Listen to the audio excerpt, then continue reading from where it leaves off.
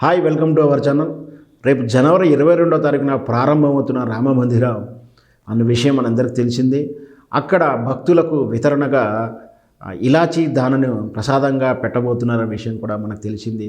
దాంతోపాటు లడ్డు ప్రసాదాన్ని కూడా ఈ లడ్డు వితరణ వర్క్ని పాట్నాలో ఉన్నటువంటి కంపెనీకి ఇవ్వడం జరిగింది. వారు 1,25,000 పై చిలుకు లడ్డూలు తయారు చేయడానికి ఉపక్రమించారు.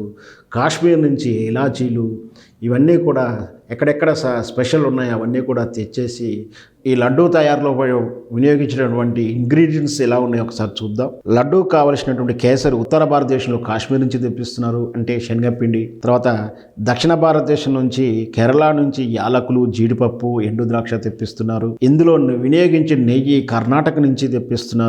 ఇలా వచ్చేటువంటి ఇంగ్రీడియంట్స్తో కలిపి చాలా పవిత్రంగా 100 మంది పైగా బ్రాహ్మణ వంట వాళ్ళు అయోధ్య రామ మందిరానికి 2 కిలోమీటర్ దూరంలో ఉన్నటువంటి హనుమాన్ దేవాలయంలో ఈ లడ్డూ తయారీ కార్యక్రమాలని చేపట్టారు.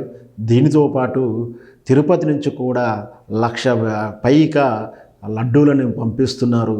ఇట్లా హిందూ దేవాలయాలు దేశం మొత్తమైనటువంటి హిందూ దేవాలయాలన్నీ కూడా వారి ప్రసాదాన్ని అయోధ్య రామ మందిర ప్రసాద వితరణలో భాగంగా పంపడం జరుగుతుంది.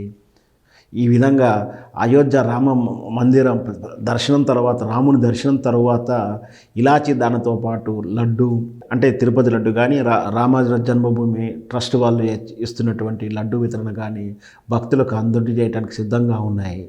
మీరు వెళ్ళి ఒకవేళ దర్శనానికి వెళ్తే అవి స్వీకరించండి.